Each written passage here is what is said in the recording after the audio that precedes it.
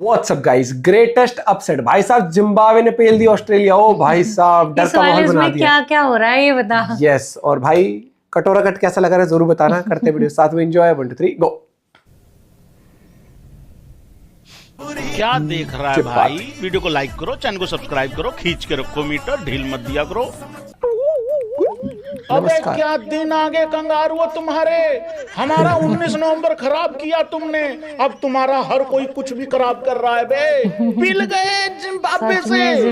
कभी ना कभी मेरी दुआ भी रंग लाएगी। दिल कहता है एक दिन कंगारू पिल जाएंगे। हो गया। दिल कहता है 19 नवंबर खराब करने वालों का 19 साल के बाद जिम्बाब्वे ने डब्बा गोल कर दिया भाई। आज लाइक सब्सक्राइब करके कहीं जा रहा था, मैंने कहा भाई पिलाई देख के ही चलते हैं फिर। हाँ जो जल्दी जल्दी। बैंड बजा है, बैंड बजेगा, कंगारू पिले हैं, हमको मजा आया है, पता नहीं क्यों जिम्बाब्वे ने पेला है। 18-19 साल के बाद रगड़ के रख दिया भाई लोगों जिम्बाब्वे ने। खतरनाक मैच हुआ था, जबरदस्त। सबसे बड़ा सवाल, क्या ऑस्ट्रेलिया क्वालिफाई कर भी पाएगी सुपर 8 के लिए कि नहीं? और जिम्बाब्वे भाई लोगों बिल्कुल तैयार खड़ी है क्वालिफिकेशन के लिए, सुपर 8 के लिए जाने के लिए अगले राउंड में। क्योंकि उनके अगले मैचेस किन के साथ बचे हुए हैं, ऑस्ट्रेलिया के मैचेस किन के साथ बचे हुए हैं, जिम्बाब्वे इस टाइम अपने ग्रुप में कहां पे खड़ी है, ये सारी चीजें बताएंगे भाई लोगों। लेकिन मेरा सबसे पहले सवाल है अपने उन भारतीय भाइयों से जिनका दिल टूटा था 19 नवंबर को 2023 में।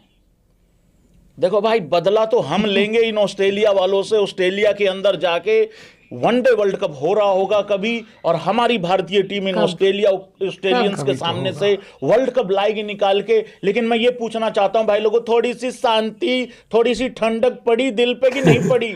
ये बात 19 नवंबर हमारा खराब किया इस ऑस्ट्रेलिया की टीम ने। मेरे गिरधारी भाई रोहित शर्मा का सपना तोड़ा इन लोगों ने एज कैप्टन, जो कभी आज तोड़ दी, कभी पूरा नहीं हो सकता। अब होगा पूरा तो एज प्लेयर ही पूरा होगा।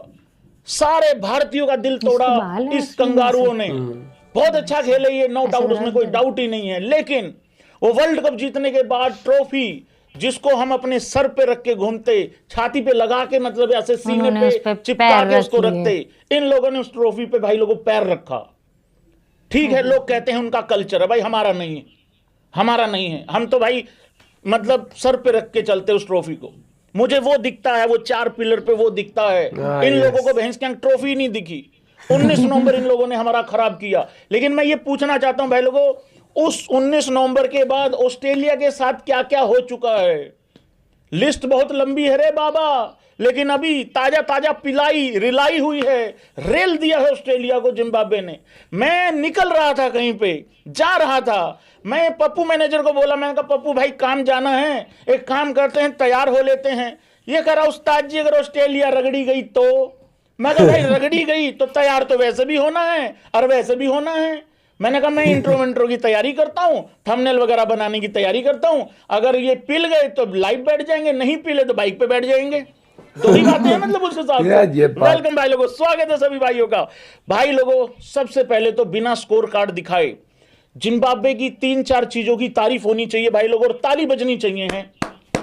सबसे बड़ी तारीफ जिम्बाब्वे की ये होनी चाहिए, उन्होंने 1 नंबर की फील्डिंग करी है भाई लोगों। कैचेस देखते तुम भैया, कैचेस देखो। एक मैक्सवेल का कैच जरूर छूटा था, हालांकि वो इतना आसान कैच नहीं था। वो मतलब उसने बहुत कोशिश करी फील्डर ने बाउंड्री लाइन से बॉल को अंदर फेंकने की, लेकिन वो बॉल बाउंड्री मतलब छक्का भी हो गया और वो कैच भी नहीं हो पाया, लेकिन एफर्ट उसने बहुत मारी।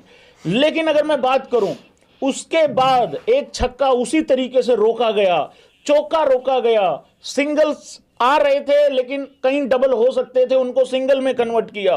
फील्डिंग टॉप नॉच रही है। और एक सबसे बड़ी एप्रिसिएशन, ये एप्रिसिएशन तो है कि वो जीत गए, लेकिन ये एप्रिसिएशन होनी चाहिए, जिम्बाब्वे के पास 2-3 उनके ठीक ठाक प्लेयर नहीं थे भाई। सिकंदर रजा इंजर्ड हो गया था। जब वो बॉल कराने आया, वो इंजरी के चलते बाहर बैठना पड़ा उसको।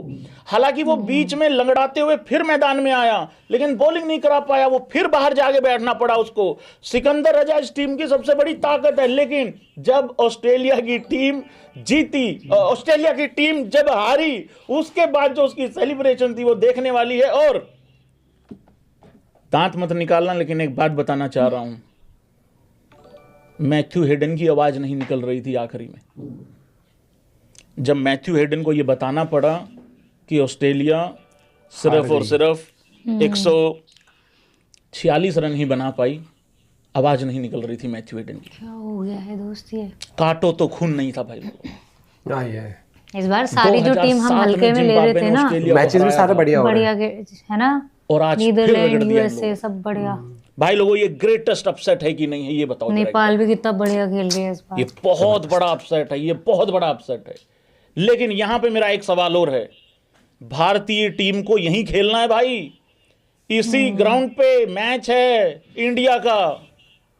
टुल्लागिरी नहीं चल रही है। स्कोर कार्ड पे अभी चलूंगा, स्कोर कार्ड दिखाऊंगा मैं तुम लोगों को। बहुत टुल्लागिरी नहीं चल रही है। इवन मैक्सवेल को भी बहुत अपने नेचर के अगेंस्ट जाके खेलना पड़ा। उस दिन 15 फेब को बारिश के भी बहुत ज्यादा चांसेस हैं, बट बारिश के अगर 90% भी चांसेस होंगे, 99% भी चांसेस होंगे, उस पे बात ना करके हमें यह बात करनी है कि इंडिया कैसे जीतेगा अगर 1% भी चांस है मैच होने का। तो भाई टुल्लागिरी नहीं चल रही है। यहां पे अपनी ईगो को बहुत ज्यादा शांत करके खेलने की जरूरत है। 160-65 रन चेज नहीं हो रहा है। अगर सामने वाली टीम में थोड़ा सा जुझारूपन है, तो पाकिस्तान में वो जुझारूपन है कि नहीं है वो पता लग जाएगा 15 फेब को। और हमारे ओपनर्स को वैसे ही खेलना है जैसे वो खेलते हैं, लेकिन नंबर 3 से बहुत बड़ी ज्यादा रिस्पॉन्सिबिलिटी, जिम्मेदारी चालू हो जाएगी। और यहां 2-3 प्लेयरों को बहुत आराम से ठंडे दिमाग से खेलना पड़ेगा। बाकी आखिरी में दुबे जी को खुला छोड़ देना, कोई दिक्कत वाली बात नहीं है। तारीख की 15 तारीख आखिरी तारीख होगी कि वो रुक रुक के बॉल डालेगा, उसके बाद उसका वहां 4 पाई डाल देना, बैठा बैठा बॉल डाला जाएगा, लेटे लेटे डालता रहेगा। तो यही इंडिया को मैच खेलना है। स्पिनर्स बहुत ज्यादा यहाँ पे यूजफुल होने वाले हैं। ठीक है, थैंक यू सो मच भाई लोगों। जब बात भाई मैच तो जबरदस्त होगा, नो डाउट। और मुझे लगता है कि अगर बारिश नहीं आई तो ही, बारिश आ गई तो फिर जबरदस्ती आपको अपने मन को शांत करके बैठना पड़ेगा कि भैया चलो मैच नहीं हुआ। और यहाँ पर एक और बात आ जाती है कि कल ऑस्ट्रेलिया बिल्कुल भी नहीं खेल पा रही थी अपना नेचुरल गेम। जो अटैकिंग मोड पे खेलते हैं कोई प्लेयर नहीं खेल पा रहा था। मैक्सवेल की भाई ने बहुत सी करी, और इनका एक और प्लेयर था जिसे 60-70 बनाया है, वो भी बहुत ही स्लो ही खेला, क्योंकि विकेट डिफिकल्ट है वहां के, स्पिन फ्रेंडली विकेट्स है, बॉल रुक कर आती है। तो ये नहीं होता कि आप कितने बड़े भी खिलाड़ी हो आप आराम से इजीली खेल पाओगे, नहीं। स्टार्टिंग के पावर प्ले में नो डाउट थोड़ा सा एक वो रहता है कि फील्डिंग रेस्ट्रिक्शंस हैं, तो आप पावर प्ले का फायदा उठा सकते हो, लेकिन उसका ये मतलब नहीं कि पूरे 20 ओवर आप फायदा उठाओगे। क्या कहते हैं, सूझबूझ से आपको बैटिंग करनी पड़ेगी, बहुत ही कैलकुलेटिव आपको शॉट्स खेलने पड़ेंगे। एंड आई होप मैच हो, बढ़िया मैच हो, और हम एक तरफा हराए उनको। मैं नहीं चाहता क्लोज एनकाउंटर हो इनके साथ, इनके, वरना इनके घर होता है हमने देखा बस जीतने ही वाले थे हम तो, ये वो भाई ये हो गया वो। हाँ। मतलब उलटफेर जो जिम्बाब्वे ने करी है ना कल, ओ भाई मजा आ गया। मैंने एक कैच देखा था इनका, आखिरी 6 विकेट के बाद वो कैच पकड़ा था, कब वो हवा में उड़ते हुए जो उसने कैच पकड़ा था बाउंड्री के ऊपर, ओहो भाई। एक बार को तो मुझे लग रहा था कि ऑस्ट्रेलिया फिर भी कर लेगी, आखिरी की बना लेंगे रन, लेकिन जिम्बाब्वे ने प्रेशर के अंदर अपने आपको इतना शांत रखा। भाई बड़ी टीमों की निशानी होती है नॉर्मली ये। मजा आ गया मैच देख के। Bye bye, take care.